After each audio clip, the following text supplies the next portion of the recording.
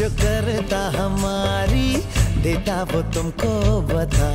বলিউডের দুই কিংবদন্তি শাহরুখ খান এবং এরপরে আমির খান ধূমপান ছাড়ার সিদ্ধান্ত নিয়েছেন। গত শুক্রবার ছেলে জুনায়েদ খানের প্রথম ছবি লাভ ইউ আপার ট্রেলার প্রকাশের দিন এই কথা জানান মিস্টার পারফেকশনিস্ট।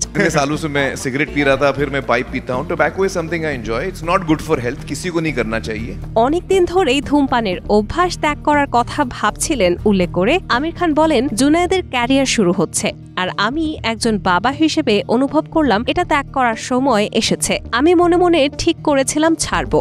ছবিটা সফল হোক বা না হোক, এটা আমার ছেলের জন্য আমার উপহার। যদি আমার ত্যাগটা কোথাও গিয়ে কিছু ভালো কাজ করে, সেটাই হবে আমার প্রাপ্তি। मुझे लगता था कि मैं अभी छोड़ना भी है और मुझे लगा मेरे बेटे का करियर शुरू हो रहा है, तो मैंने अपने दिल में एक मन्नत मांगी कि যাদের ধূমপানের অভ্যাস রয়েছে তাদেরকেও ত্যাগ করার পরামর্শ দিয়েছেন মিস্টার পারফেকশনিস্ট। তিনি বলেন, আর যারা দেখছেন বা শুনছেন তাদেরও বলতে চাই, দয়া করে এটা বন্ধ করুন।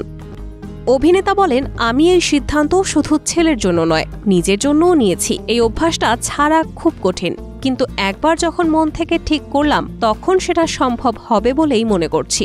সে সঙ্গে তিনি বলেন, ধূমপান ছাড়ার পরে আমার নিজেকে গর্বিত বাবা বলে মনে হচ্ছে।